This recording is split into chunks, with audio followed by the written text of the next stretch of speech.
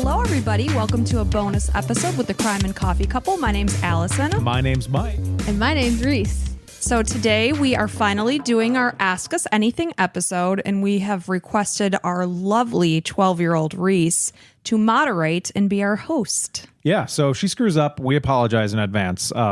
She's a kid, right? So, and we don't have a lot of faith in her, so I guess let's just kick this thing off. I'm just kidding. I love you very much, and you're going to do a great job. And she's looking adorable. And if you'd like to see the video, we are posting this over on YouTube, too. Yes, absolutely. So, first question. Okay, from the Till Death Do Us Part podcast, if you had 24 hours together, no kids, no interruptions, what would you do? I do know that we want to keep this very kid-friendly, and I think you have an idea, Reese, of what I would want to do with your mother. What's in her father's mind right now, because he likes to make things uncomfortable and inappropriate sometimes. It's not because of that. It just so happens that our society has deemed making love to your wife what is shouldn't be talked with about in you? front of your own children. And that's how they got here. They know this. You know this, right, Reese? Oh, I know it. Yeah, So- see, we're very open. Reese and Reese always joke that Mike likes to pole vault over the line of what is appropriate at times. And granted, we are a very open household in an appropriate manner. Yeah. But I'm going to go ahead and answer this question first, Please. if you don't mind. So personally, if I had 24 hours with just you, Mike, no kids or distractions, what's on my mind would be travel. I would love to... if time wasn't a factor, I'd hop on a plane and go to like France or something, or wander around a city, an amazing city I've never been to. And we always have that conversation. You're always asking, like, in the middle of a dinner, that's our big speaking topic. It's you especially always ask, where would you go if like money was no object? Like right now, somebody puts you in the airport, where would you want to go? That's the question. Yeah. If you're at the airport right now, where are you going? So I would say a place I've never been that I've really wanted to go, somewhere in Europe for the day, wander around a city. We just finished watching the movie with Ethan Hawke, Before Sunrise, After Sunset, one of those. And that would be like my idea. Just like wander in and out of a cafe. If something catches your eye, you stop. There's no agenda. You're not rushing. And we're just connecting and talking. I like, let's assume that money is an issue and it would have to be something probably local. So I'd probably get like, you already took care of the bonus side. I think it'd be like a hotel locally. We live in Florida, so somewhere on the beach, like St. Pete, Clearwater area, something like that. And I would just have a nice dinner out with you. Maybe play some like pickleball or something like competitive. I think that'd be fun. I used to whip you in tennis all the time when we were younger. So bring those days back. I used With to your give her cheap little dings over the net. a little dink. And she'd be like, oh, you do that all the time. I'm like, yeah, because it works. So, and you get mad. I swore like a truck driver. Yeah, and I won every time. So that's all right. So it was something like that, I think. Yeah, that was a good question, though. I like that one. Okay, number 2, from the most beautiful cousin, Lexi, how do you maintain working full-time jobs and doing the podcast and being parents? Whew. For me, since, I guess I'm the one that, provides the episodes, I guess you could say, I would say time management is number 1. I am very careful about what I do when, because again, we do work full-time jobs. So I'm up at 5 o'clock in the morning. I'm normally home from work by about 2:30. And then I'd say I probably immediately put my podcast hat on and grab the laptop and start, researching or recording a TikTok or something of that nature. And she's not joking. Like, Reese, how often do you see her at her little laptop typing away? Anytime she's not doing anything else. Like, Allison is the master of efficiency, and like her parents were entrepreneurs, and her mom especially has been like a really hard worker her whole life. Not that her dad's not a hard worker. Your dad also, not that he's listening to this, so it doesn't matter. But your mom is just like, when she is zoned in on something, man, that stuff's going to be done. Like, so much so we go over there and she's like, Mike, honey, when you get a second today, can you fix this like internet thing? And I'm Mike, hon. yeah, I'm like, okay, I'll do it right now, because I know it needs to be done right now, because it's going to stay in her head until it gets done, which is fine. So I'm just like, you have decided you're going to make sure you give good episodes to our listeners, because they care enough to listen to us and take the time to do so.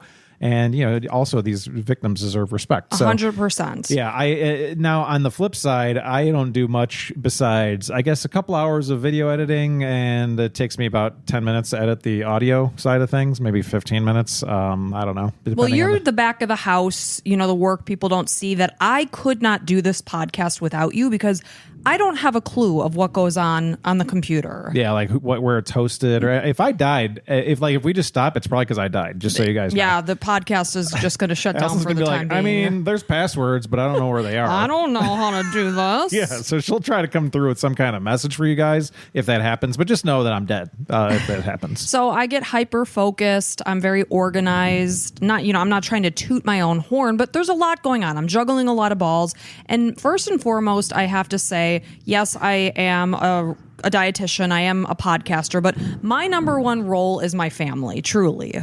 And if I'm not doing well in that regard, everything else is suffering. So that's where I struggle with, is trying to do it all and do it all okay. And you do okay for the most part. You're an okay mom. For the most part. Okay. Now, number one, I say your number one goal should be wife. You got to take care of your husband's needs. Oh, absolutely. Wants, yes. I'll give you desires. a foot massage after this. I don't need foot massages. Okay. I just need to be told I'm a good boy and You're I did a good job. boy. You did a good job. Thank you very much. So yeah, my kiddos, I never want to look back with regret when they're adults and think that I missed out on the time that they were under our roof and we are a family of 4. I want to make sure that we have had our time together and maximize the experiences and memories.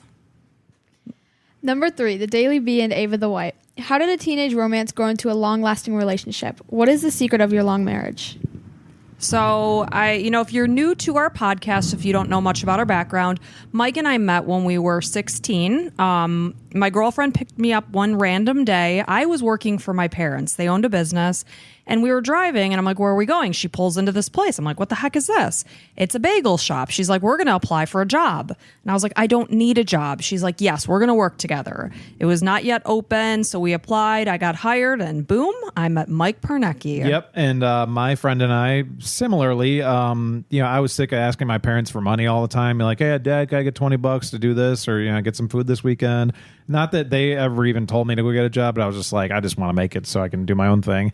And there was a perfect opportunity. A bagel shop named Burger's Bagels was opening. And in Orland Park, Illinois. Yeah, that's right. It's some kind of grocery store now. But we both applied. My friend got a call saying, hey, we'd like to interview you and talk to you about this position. I never got a call. And I'm just as... interesting. You're way more outgoing than he was. I didn't want to say that, but I was like offended. And at that age, I had enough wherewithal to call them and be like, hey, my friend got called back and I'd like to work too. And they were like, oh, yeah, actually, okay, that sounds good. Come on in for an interview. So I did. And I really just wanted to do it to meet some girls. And because at that point, I talked to some girls in high school, but it was just more about I was, girl obsessed at that point. Just like, man. Oh, you were 16. Yeah, exactly. And I was like, I just want to meet some chicks and hang out with them. Like, not even just to date, but just to know some girls. I just really wanted to know more girls. And we're like, all right, let's do that. Yeah, and so my very first day of work, it was February of 1996. I came in and I was introduced to Mike. You were one of the first people I met, and we just started out as friends. And it was interesting because my cousin, who lived locally and we're super close, she came in and just to see me at work, and I went to her house after, and she's like, so that guy Mike, he likes you.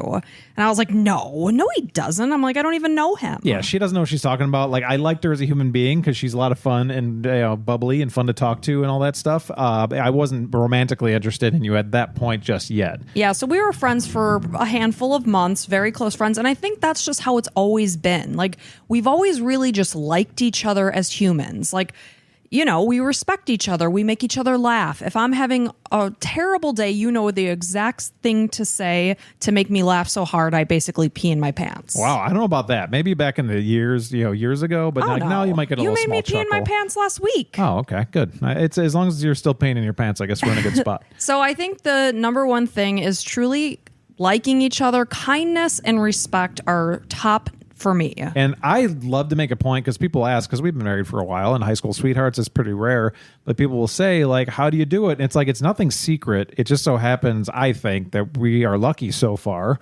and that we're growing together and that, we do, I think, like you said, the just having respect for each other. I've read that on many different areas. Like, if you talk worse to somebody you love than somebody you just met on the street, that's a problem, and of course you will do that because you're in love. So, they're going to see your true side, right. Because when whether it's a roommate, a boyfriend, girlfriend, spouse, when you're spending that much time together, they're going to see you at all, hours of the day, all moods.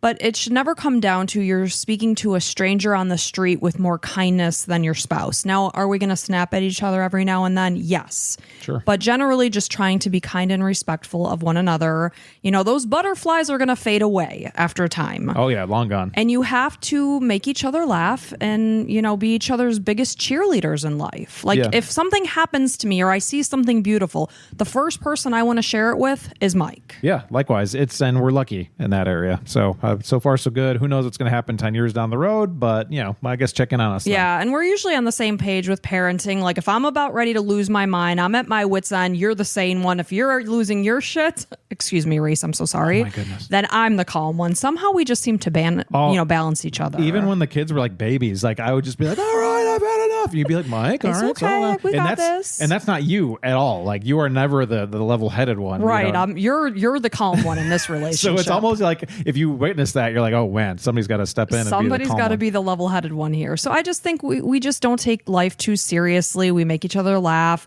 We respect each other. We trust each other. Oh, and another funny thing, when we were first working at Burgers Bagels, you said the first time you heard my last name was interesting. Oh, yeah. So I was closing one night, and one of the girls I was working with, Kelly, she's like, yeah, so anyway, Pernecki. And I was like, who the hell's Pernecki? And she's like, Mike. I was like, his last name's Pernecki? What a weird last name. Look who's talking now. And look Yeah. who's talking now. All three of us. So never in a million years would I have ever fathomed that would have been my last name. So it's just the way life works out sometimes. Okay, number 4, Julie Emma Cloud and GGG Koo.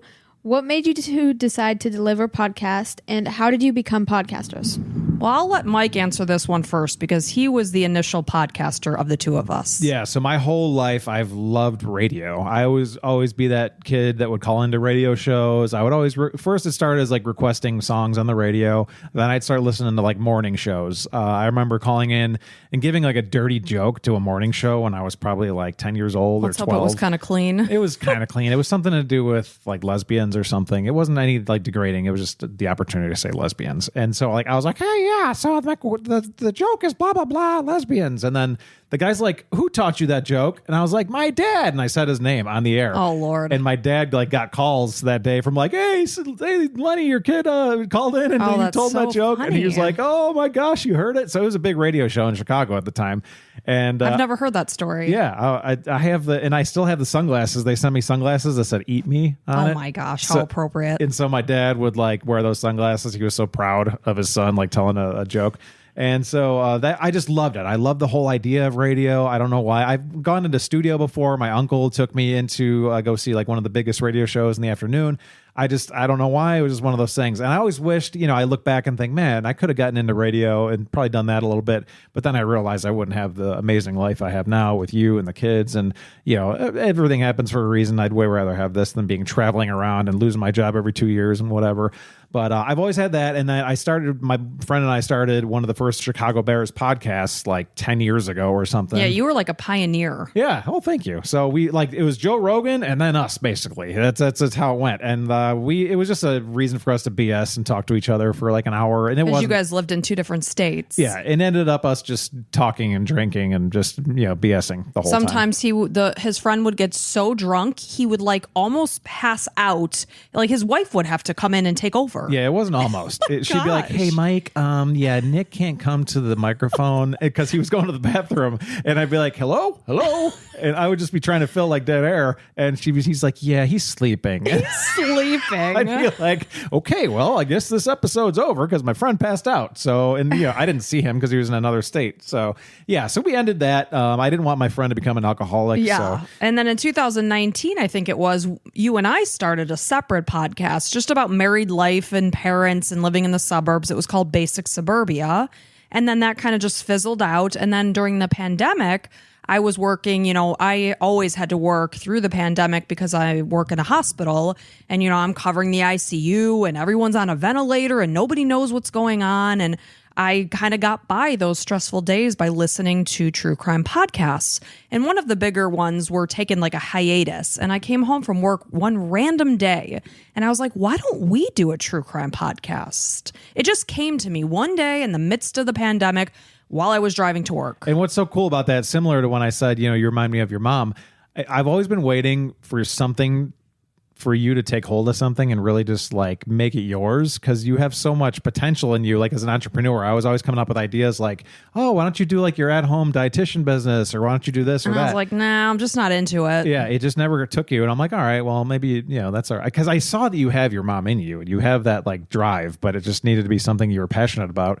And she is passionate about true crime, folks. For some reason, she's just as crazy as all of you. Yeah, I've And, always just had this fascination with it. yeah, and so, man, if you like, I say this all the time, if you like our show, you are in for a treat for like a long time. Like Allison's not going to give up ever, and she's going to continue to do Thank this, you. and it's only going to get better. So if you like what we're doing now, just wait 3 or 4 years from now, it's going to be even better. No one knows what the world holds for us. No, nobody knows. So next question. Number 5, Ginny Annie Smith. What has been the best day in your lives as a married couple? Well, I mean, for me, I could say, us starting a family, and truly, like, you and I as a couple, we always saw each other as a family and whatever, but like growing and adding kids to the mix and the chaos and the things we do together and the memories we make together as a family, it's hard to pinpoint one exact day. Yeah. One thing that pops into my mind was right before we were married. It was a really interesting moment. As a man, I don't know if a lot of men can, I'm sure a lot of men can identify. You can ask your husbands, because I think 85% of our listeners are females, but ask your husbands about this situation. Allison and I were in a hotel downtown Chicago, and I remember like overlooking, some buildings and things, and we were talking about marriage. And she's like, well, let's just like, when are we going to get married? And in my head, I'm like, I don't know. I'd maybe never, I don't know. How do we know if it's going to work out? We were at the Cheesecake Factory at the bottom of the John Hancock in downtown Chicago. Oh, that's when it happened? Yes. Okay, so I remember it incorrectly. But we had this conversation with like, how do I know it's going to work out? I just have no idea. Like, why would we get married if we don't know for sure? And you said, you'll never know. Like it's I was like, you don't. You do not know. Nobody has a crystal ball in life to guarantee anything. I said, we only can go by what we know, where we stand right now. And where we stand right now is super solid. And I'm a very logical person, so I'm trying to put like 1 + 1 is 2 together and be like, there's no like solid 100% of this is going to work. Nope. Like, and I wanted a marriage to work, like all of us. Anybody that gets married, you want that marriage to work. You don't want to just jump in, and it's one of those things you just got to take that risk. And I remember something clicked in my head. I'm like, yeah, you know what? I think it might work with this one. And With this one. yeah, and it's been a fun ride. And I'm sorry I cut you off. Did you want to elaborate I on also that? want to say, if you hear any lightning in the background, we have a crazy lightning storm going on. It's summer in Florida, and with that, every day at around 6-ish, our dog has a panic attack and almost has a nervous breakdown, because it is like the worst thunderstorms you'll ever hear every single day. Yeah, so that's actually happening in the background. But anyways, so it's that day. I don't know if you were done talking about that. No, you go ahead. But also, like I would say, as a married couple, as a family, when we went to Yellowstone last year, I remember all of us hugging together and just embracing. We took a picture because we thought it'd be funny, like all of us hugging. And we can't even see Reese because she's like below all of us. And then, of course, the Cameron, our 15-year-old, he had to like pull us in so tight. Us two girls in the middle were crushing, like our lungs were collapsing on themselves. So we were laughing hysterically. And then it became like a joke to see how hard we can squeeze. And like I set it up on the tripod to take several pictures, and it was amazing. It was just like we're in Yellowstone, which is breathtaking. Like I always hear people like, go to Yellowstone. I'm like, okay, there's some trees and bears and stuff and whatever. It's cool. But I'm like, it's amazing. It's like a wonder of the world. like if you can ever go, I'm so glad we took the risk and just went. And then we got to see it with the kids, and there Yeah. was like no cell phone service, which was great, because then we were just present and connected. Like I always say, part of me wishes I would have been able to raise my kids in like the 80s and 90s when cell phones and social media didn't exist. Actually, we can just take them away right now. Because then you're more present together as a family. And I love that about our vacations, is when we're truly connecting and we're just laughing and we're not on an agenda, and we're just making amazing memories together. Yeah, and I don't know what it is, but I like we're pretty lucky. I think we're all lucky. Like we all have a good time together, wouldn't you say, Reese?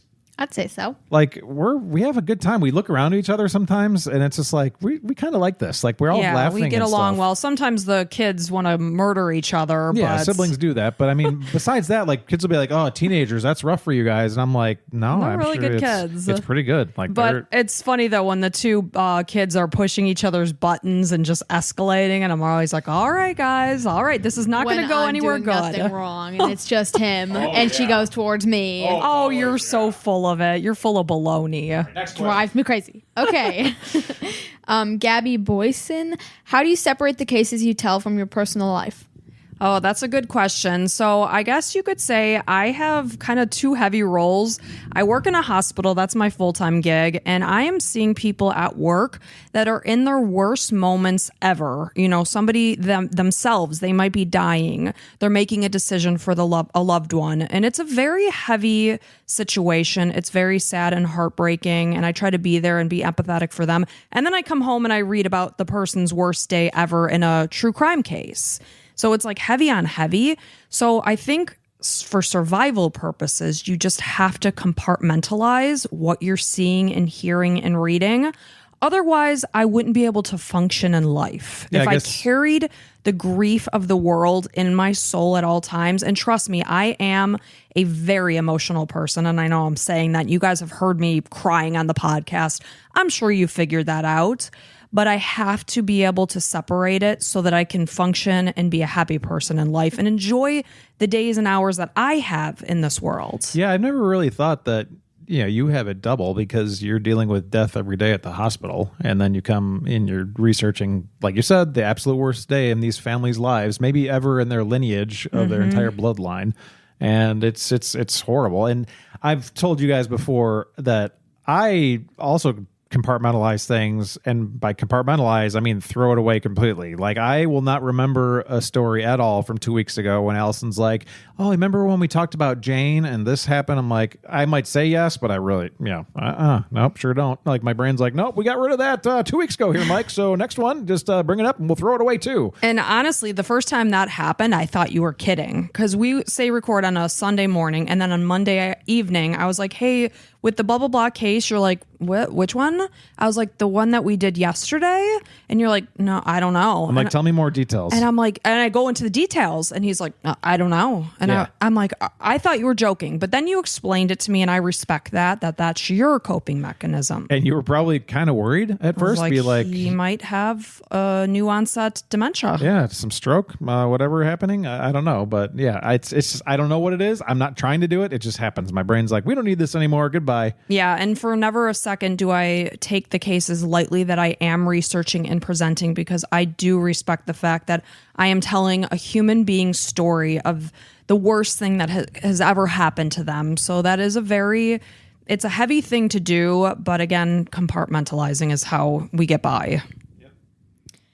Number 7, Switch Player. What is your favorite podcast? Ooh, I like that one. Great question. So me being a true crime fan, I am drawn to true crime podcasts. So it's like if I'm not researching and presenting one, I'm listening to one. I do love a lot of the husband and wife teams out there. It's almost like we are like a little family together, rooting each other on, supporting each other. It's a good network.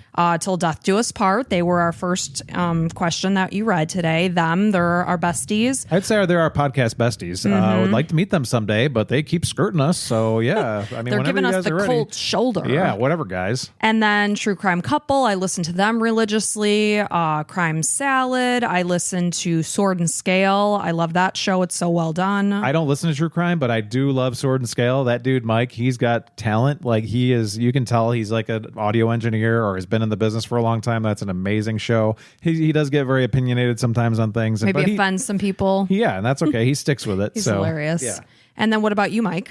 I don't like true crime. I know everybody knows that, but I stick with Huberman Lab, which I like learning about health and all sorts of things. Like, I will even listen to like the women's reproductive one that he had like a few months ago, just because it's like interesting. I just like to learn facts. We talked about that when I was asking for book recommendations. I'm still getting them, by the way, so thanks everybody. I like to learn things. So Huberman Lab, the Joe Rogan podcast, I go in and out of that depending on who the guest is. I listen to My First Million, which is like an entrepreneurial podcast. I love it. I listen to these. I go to the gym every morning, Monday, Tuesday, Thursday, and Friday, and I listen to the Hustle Daily Show, which is like 12 minutes of tech news, and it's fantastic. It's like quick hits, and you're like, okay, here's what's happened in tech yesterday. Blah, It's blah, like blah, blah. Cliff Notes on tech. Yeah, and then I just added this new one. It's a news show. I don't listen to the news. I don't watch the news on television. I just think it's like cancerous. But it's just like factual stuff, especially with the elections going on and stuff. I like to at least know what's going on generally. And so, yeah, I think it's called Morning Hustle or Morning News. I don't know, something like that. So those are the big ones. Nice. Yeah. Number 8, Lydia Benson. Why did Mike stop picking cases? How long will you keep podcasting? How dare you, Lydia? How dare you get so personal? I'm No, just I kidding. like this question, Lydia. Thank you, Mike. No. Why? Mostly laziness and lacking of caring about true crimes, I would say, if I had to pick two things. It was getting to the point where Allison would have to get on me, and I'd have to. You remember, if you were listening that long, I used to be tired and talk about how I stayed up all night, pulling an all-nighter. It Because was like college days again. It was because I'm a procrastinator and I'm really good when it gets down to it. Like if I need to throw something together, like a coworker's like, "Hey, can you do a demo for me?" Like I'm sick. One of my coworkers asked, I'm like, "Yeah, absolutely." And she's like, "Okay, here's the notes." She's like, "You good? You sure?" I'm like, "Yeah, no problem." Got it. And then the stuff didn't work right, so I figured a way around it. I'm like, I'm very good on my feet. I think quickly on my feet. So it was just one of those things. It just wasn't working. I told Allison, I'm like, "Listen, like you're really good at this, and I need you to take on more of it because because I'm not very good at it." Well, really what it was getting to be was almost causing like a rift in between us, and like not a rift, but like where I was like nagging you. Well, and also you get annoyed because it's like that's my job and I wasn't doing it. And I'm like, everyone always jokes with who knows us as a couple. Mike, what are you doing? Mike. What are you doing? Because you know there's more and you never do it. Mike. In college, it was always like, "Mike, shut off the alarm." So I was getting on his back, and I truly do enjoy like just diving headfirst into a case and learning everything that I can learn and organizing it and putting it in a concise, presentable format. So I'm like, you know what? For the greater good of our marriage, I'm going to start presenting all the cases, but I'm hoping you're going to do one soon. Yeah, and here's an analogy maybe to help you out. So, like, if you think of something you really don't enjoy doing, but you know it's good for you, or something like Going to the working gym, out, maybe? Yeah, exactly, like cardio, right? You know it's so good for your body, right? I know that this would be good for our marriage and good for me to do things because you work so hard. Allison puts in so many hours. I know it'd be really good, but I look at that treadmill. I'm like, not today, buddy. Maybe next month. I don't Just know. got to do it. Yeah, and so it's like that's how it looks to me when I need to start researching a case. Well, And the it's biggest just- thing is if you find a case that piques your interest, then just dive into it. Yeah, and that's the hard part. 'Cause- And then, I'm sorry, go ahead. no, I don't know. That's the hard part. There's not a whole lot that pique my interest. I hate reading about the ones that have children involved. I'm never going to do one of those. I know you do it all of the course time. not. You do like the interesting, intriguing, mysterious Yeah, ones. the bulldozers and just like, when the serial killer got killed by the husband or something, I thought that was awesome. I love the revenge ones. That revenge one you did about the dad, unfortunately. Jody Plauché. Yeah, exactly. So I forgot the name already. And then Reese, that was a second question, right? There was a two-parter. Yes. There's an add-on that says, "What is Mike writing while he's taking notes during the episodes?" Was there a question, though, that said, how long will you podcast for? So before you answer that, Mike, my answer to that would be hopefully forever. I Yeah. would love to do this forever. I'm really enjoying the heck out of it. This is going to be 3 years in September, and I'm full steam ahead. So I hope we could keep this up for as long as possible. Till death do us part. Till death do us part, like our buddies. And I will say, I have already said this, but if you enjoy this, you've picked the right train to hit your ride on, because if you've heard other podcasts, like, podcasts always come in and out and all this stuff. If you like what we do, Allison's your girl. Like, you are not going to be let down ever. You will have podcasts for the rest of your life. I mean, because it's successful enough where we can keep doing this for a decent amount of time. Thank you to our patrons, by the way. Yeah, so much. and I can't say thank you enough. And it's something we can do together, which I love. So I enjoy it. And then, so what are you writing down, Mike, during the episodes that I'm presenting? Yeah, so I don't have a great memory, as we've shown here, but really the most important things, I like to make sure I have the name of the victim, obviously. I like to have the date that the horrible thing happened so that I can kind of put a timeline together as we're going through.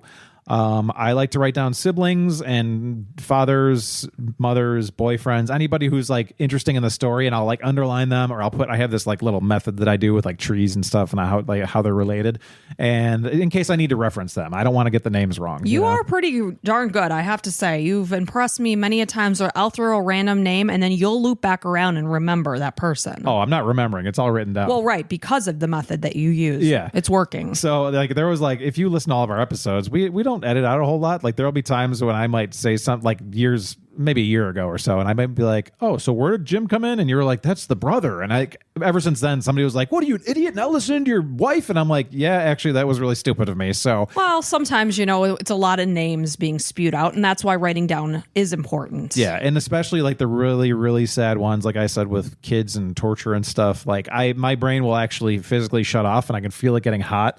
So like I might just tune out for a good 3-4 minutes. Like self-preservation, I guess you could say. Yeah. But I write down stuff just so I can come back to it later. And and also I'm trying to think of questions that other people would have, just like myself. Yeah, so that when you're listening in your car, what would you be thinking to ask? And then from Angie Haddart, is there a case you can't bring yourself to cover? How long does it take you to research a case on average? So you actually just said something that made me think of that is a case that involves children is really, really, really difficult. I try to stay away from them. If you listen to us, you'll know I have covered cases that involve children. There's something to do with children being tortured at the hands of an adult that they should be able to trust that I oftentimes cannot bring myself to do. I've covered a couple.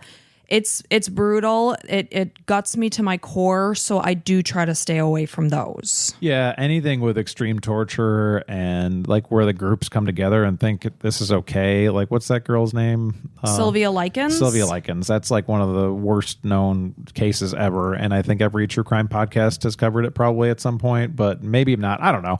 I don't listen to I had crime never heard that case before, but it was really hard for me to get through that episode. We had to actually pause multiple times. I was like weeping. The rest of the day, I felt just very like almost lethargic just from the grief. And so those just hit me really hard. Not to say that all the cases don't, because they absolutely do. I carry them in my heart. I really do. We have kids and, they are the center of my universe, and the idea of something happening to them is just beyond. I can't even think about it. So to think of what these families are going through, it's just too much sometimes. A lot of the sexual assault stuff, like I think a man is the lowest of low human beings to do that to a woman or a man or whatever. Yeah, it's usually a man. And I think those are horrible. Like Junko Furuta, there was also torture there. Like any kind of torture, like this stuff is for movies. Like it shouldn't be regular life. All the stuff we talk about should not be happening, unfortunately. But stuff like that, kids. Yeah. And then what was the second part of that question? How long it takes you to research? Oh, how long? Gosh, that's so hard to say because I'm always doing such a mix of things. I guess if I had to guess on average, I'd say probably about 10 hours per case. And with it, I'm also doing TikToks and our blog and YouTube thumbnails and all of the stuff that goes along with it. Yeah, it's really hard because you can't write down all the hours. And like, especially if you have a case where it's like, oh, just one more piece. Yes. And there's certain ones that have so much information. And that's part of the reason I tried to research some is so I know what you're going through. And there's like, you want to get these clarifying pieces of information, and some of the sources might not be lining up. And then it's like, you can't trust Wikipedia at all. No, you can't trust Crimepedia at all. Murderpedia. Yeah, right. Murderpedia. Like you got to get them from like trustworthy news sources. And some of them are behind paywalls. And it's like, man, this is tough. Yeah. So we will pay for a few of the like bigger magazines and stuff, but I always want to present factual information and cross-reference and stuff like that. So I'd say about 10 hours. And then from Roxanne Marquise, which you kind of already answered, but what cases keep you up at night?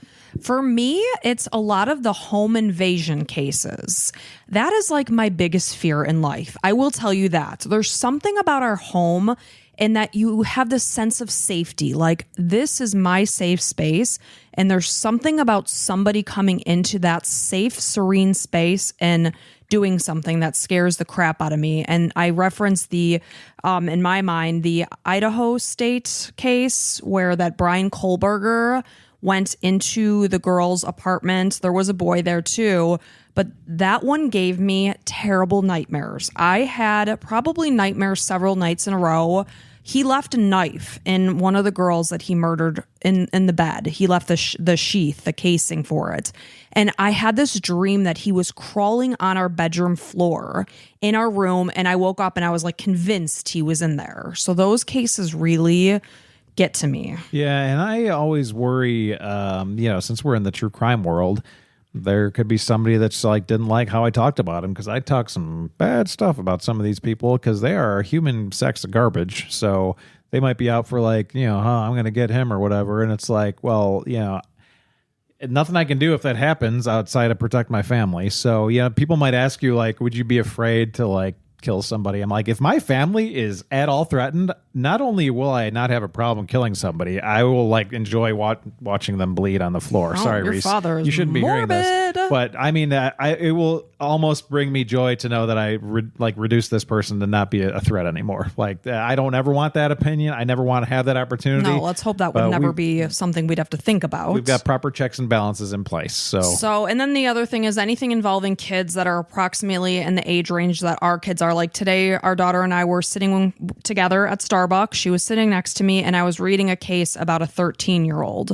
And our daughter will be 13 in November. And I just kept leaning over and just giving her kisses and hugs and just those hit me really, really hard as a mom. And it's a good opportunity for us. Like if any of these stories you can relate to, it's always a good opportunity to bring it up at the dinner table and be like, you brought it up last night. Yeah, kids, you wouldn't do this. Like, you'd tell us if something was happening or whatever. It does. It really brings awareness to my mind of like, you know what? You're right. Because life happens and you get wrapped up in what you're doing. It's important to just check in with the kids and being like, hey guys, if this ever happens to you, please know you can come and talk to us. And then last question from Sherry Purdy. What are the kids interested in pursuing in the future? Has anyone asked you for an autograph yet? So for the first one, I was kind of interested in dentistry, but mostly being an orthodontist or something. And Lexi asked us the second question, and she is a hygienist. That's our cousin, our loyal listener who we adore cousin. She just finished. Yeah, she just did her graduation walk. And she's a doll face. Oh, and, she's precious. I don't think she's single right now, but she probably, maybe will be in a little bit. Well, she's a catch regardless. Yeah, so. Any of those 20-somethings and you're good looking and very successful, let us know. We'll hook you up. Well, at least give her name to you, or her name. Okay. So, Reese, did Lexi kind of inspire you on the dentistry thought? I'd say so, yeah. I think so. I mean, it just came out of nowhere, so yeah. Yeah, because initially you did say, I want to be a dentist. And then I was like, what about orthodontics? Yeah, and I just feel like some of the dentist stuff, it's a little gross, some of the stuff that they have to see, and I kind of don't want to see that stuff. You ever see a kid's mouth or like anybody's mouth that doesn't take care of their mouth and they have all jacked up teeth? That's not exactly inviting.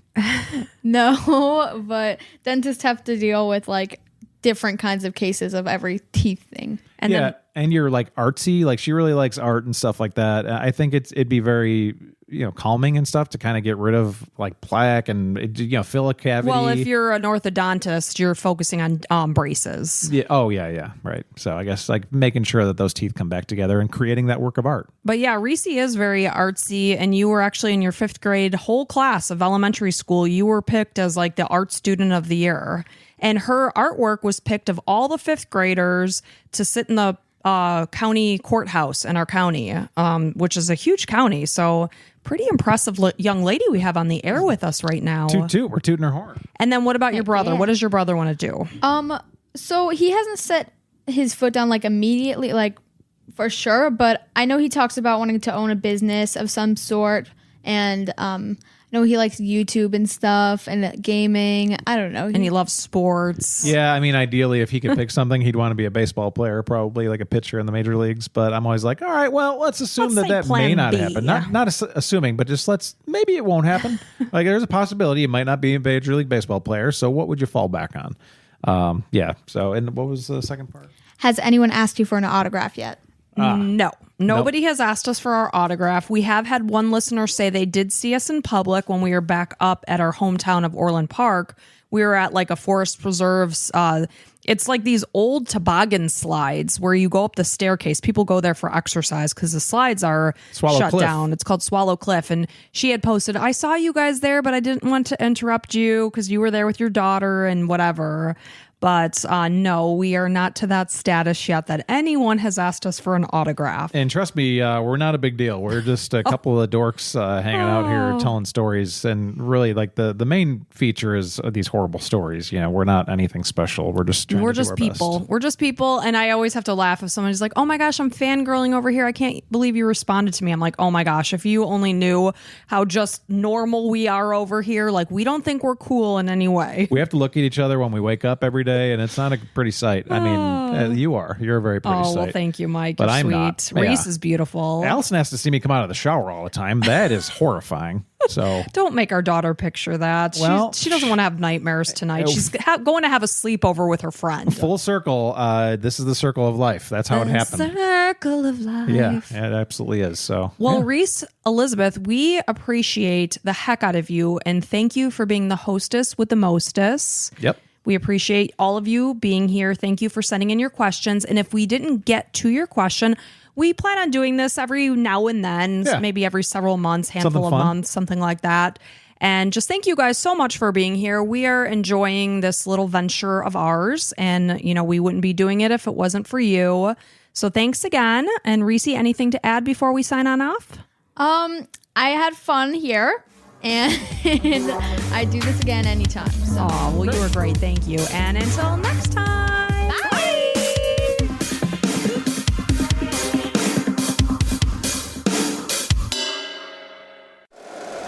If you like the show, please take a moment to rate, review, and subscribe. It really does help the show to grow. Thank you for listening.